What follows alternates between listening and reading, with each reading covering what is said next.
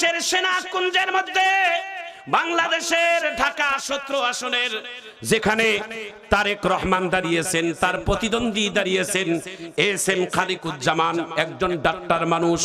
তিনি সেনাবাহিনীর কুঞ্জের ভিতরে আজকে ঢুকতে গেলে সেনাবাহিনী তার গার্ডম্যান ছিলেন গানম্যান নিয়ে। তিনি সেনাবাহিনীর গেটের মধ্যেই ওই ডাক্তার খালিকুজ্জামান ভাইকে আটকাই দিয়ে বলে, স্যার আপনি একজন নির্বাচন করবেন, সেনাবাহিনীদের ভিতরে ঢুকবেন ভালো কথা, আপনার গানম্যানকে নিয়ে যেতে পারবেন না, আপনি অস্ত্র নিয়ে সেনাবাহিনীদের ভিতরে ঢুকতে পারবেন না। এসএম খালিকুজ্জামান বলেছে, আপনারা বাংলাদেশের একদল মানুষকে মাথায় উঠাবেন আর একদলকে পায়ে রাখবেন, এটা হয় না। তিনি তার ভাষায় এইভাবে বলছেন, জনাব তারেক রহমানের জন্য সেনাবাহিনীরা নিজের জিহ্বা দিয়ে রাস্তা পরিষ্কার করে দেন আর আমাদের সাথে খারাপ ব্যবহার করেন, দেখা হবে ইলেকশনের পরে। এই কথাটা ইউটিউবে ইন্টারনেটে এখন ভাইরাল, সমালোচনার ঝড় বইতেছে। সেনাবাহিনী হচ্ছেন বাংলাদেশের একটা স্পেশাল বিশ্বস্ত বাহিনী। সর্বস্তরের মানুষ সেনাবাহিনীকে স্যালুট করে, সম্মান করে। সর্বশেষ বাঙালিদের জন্য আমাদের বিশ্বাসের আস্থা হচ্ছেন সেনাবাহিনী। জোরে বলুন ঠিক না? এই সেনাবাহিনী যদি কারো পক্ষপাতিত্ব করে তাহলে তাদেরকে আল্লাহর কাছে জবাব দেওয়া লাগবে। কথা বলেন ঠিক না? সেনাবাহিনী হচ্ছেন বাংলাদেশের শেষ বিশ্বাসের একটা জায়গা। যাদের শরীরের মধ্যে বাংলাদেশ সেনাবাহিনীর পোশাক আছে, এরা বাংলাদেশে 5ই আগস্টের পর এরা আমাদেরকে অনেক অভিভাবকের মতো কাজ করেছে, নইলে বাংলাদেশে আরো অনেক মানুষের লাশ যেখানে সেখানে পড়ে থাকতো। জোরে বলুন ঠিক না? এই জন্য সেনাবাহিনীকে মন্তব্য করা আমাদের জন্য একটু বুঝে শুনে করতে হবে। সেনাবাহিনী বলেছে, এই এসএম খালিকুজ্জামান যদি সেনাবাহিনীর কাছে যদি আত্মসমর্পণ বা যদি ক্ষমা না চায় তাহলে আমরা সেনাবাহিনীরা আমরা পরবর্তীতে আমরা ঘোষণা দেব তার বিরুদ্ধে। আমার ভাইজান, আমার বন্ধুগণ, বাংলাদেশের এই সমস্ত ইলেকশনে নির্বাচিত যারা করতেছেন বুঝে শুনে কাজ করেন, ভেবে চিন্তে করেন, জনগণের কাছে দাওয়াত পৌঁছান, জনগণের দ্বারে যান, জনগণের কাছে বুঝান তাদেরকে কি কি দিবেন, দেশের জন্য আগামীতে কি কি কাজ করবেন, দেশের মানুষের জন্য কি কি করবেন বলে বলে মানুষদেরকে আপনাদের দলে আনেন। তবে মারপিট দিয়ে নয়, ভয় দেখাইয়া নয়, রক্তক্ষরণের মাধ্যমে নিয়ে নয়, প্রতিহিংসার মাধ্যম দিয়ে নয়, মিথ্যার মাধ্যম দিয়ে নয়, সততার মাধ্যম দিয়ে মানুষের কাছে যান। জোরে বলুন ঠিক না? আল্লাহ আমাদের সবাইকে কবুল করুন। একটু সবাই জোরে বলুন আমিন। আল্লাহ আমাদের দেশকে শান্তির দেশ হিসেবে কবুল করুন। আমার দেশকে সুখের দেশ, দেশের এমন একজন নেতা আমাদের দেশের মাটিতে দেন যাতে করে বিগত দিনের কেলেঙ্কারি, বিগত দিনের আমাদের এই বদনামগুলো আল্লাহ যেন মুছে ফেলাই দেন। একটু জোরে বলেন আমিন। আমার দেশের কেলেঙ্কার সারা বিশ্বের মধ্যে আছে না নাই? সারা দেশে আপনারা জানেন, ভারতের আমি অনেকবার সফর করছি বিশ্বের আল্লাহ তাআলা অনেকগুলো দেশ। তো এই ভারতের মাটিতে আপনারা যান, ভারতের এয়ারপোর্ট থেকে আপনি যখন আপনি দেশে আসবেন একটা সাবান আনতে গেলেও এত সিকিউরিটি। সৌদি আরব থেকে মাল আনেন, এয়ারপোর্টে আটকাই দিবে। কিন্তু আপনার দেশ থেকে হাজার হাজার কোটি টাকা ব্যাংক থেকে লুটতারাজ হয়ে বিশ্বে চলে যায়। আপনারা দেশে পাহারা দেন কারা?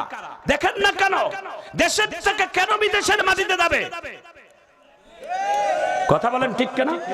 ওসমান হাদির যিনি খুন করলো দিনের বেলায় শুক্রবার জুমার নামাজের পর, সন্ধ্যা বেলায় শুনি নাকি তিনি ইন্ডিয়ায় যাইয়া লাইভ দিচ্ছে। তাহলে এ দেশের বাহিনী কারা?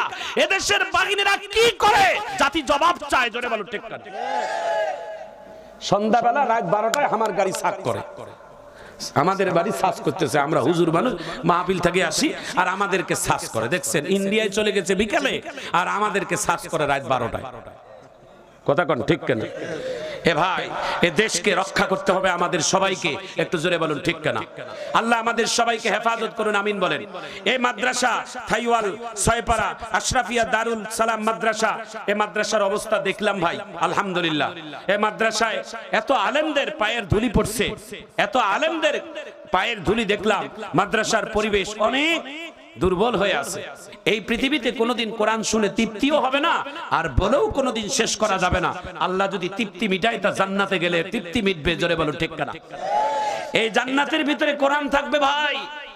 জান্নাতের ভিতরে কোরআন থাকবে, দুনিয়াতেও কোরআন আছে, মৃত্যুর পরে কবরেও থাকবে, মিজানেও থাকবে, ফুলসিরাতেও থাকবে, কিয়ামতের মাঠেও থাকবে, ইভেন আল্লাহর জান্নাতেও থাকবে।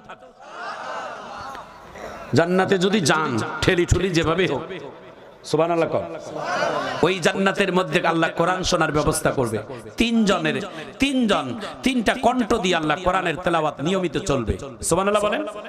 এক নাম্বার, পৃথিবীতে সবথেকে বেশি কণ্ঠ আল্লাহ যাকে, যেই নবীকে দিয়েছেন, তিনি হচ্ছেন হযরতে দাউদ। দাউদ নবীকে আল্লাহ তাআলা কোরআনের তেলাওয়াত করাবেন ৭০,০০০ বছর টানা। সুবহানাল্লাহ বাড়ি যে কই একটা সুবহানাল্লাহর দাম কত জানেন?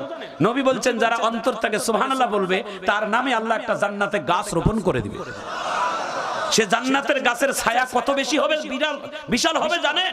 বলে আরবের একটা দ্রুতগামী ঘোড়াকে যদি দৌড় দিতে বলে ৭০ বছর দৌড়ালেও জান্নাতের গাছের ছায়া শেষ হবে না।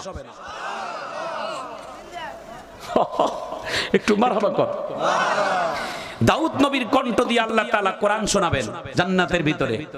আর ওই জায়গার মধ্যে আল্লাহ প্রধান অতিথি হিসেবে একজন নবীকে নির্বাচিত করবেন। সে নবীটার নাম হচ্ছে না আপনার আমার কলিজার নবী। তিনি সকল নবীদের সেরা নবী। তিনি থাকবেন জান্নাতের প্রধান অতিথি। আর ওই জান্নাতের অনুষ্ঠানে একজন সভাপতি হবেন। তিনি কে জানেন? শোনার পরে আল্লাহু আকবার বলবেন।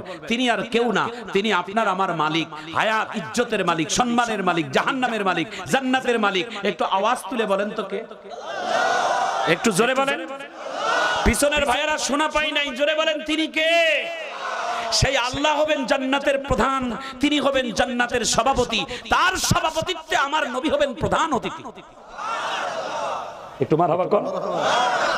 1 মিনিট বলে দেই, হৃদয়টা নরম হয়ে যাবে। জান্নাতের ভিতরে বিশেষ অতিথি হবেন দাউদ নবী। দাউদ নবীকে জান্নাতের মঞ্চে আল্লাহ তাআলা ডাক দিবেন।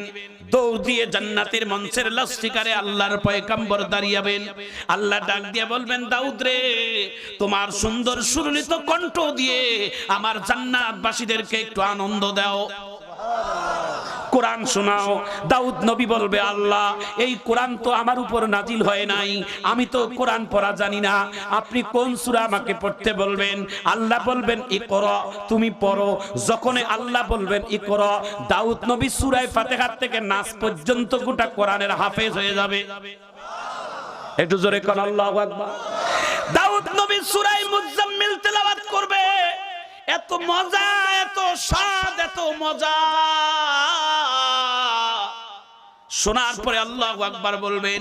দাউদ নবীর কণ্ঠ হলো একটা, এক কণ্ঠ দিয়ে যখন কোরআনের তেলাওয়াত করবেন, জান্নাতের লাউডস্পিকার দিয়ে ৭০,০০০ রকমের আওয়াজ আল্লাহ বাহির করাবে।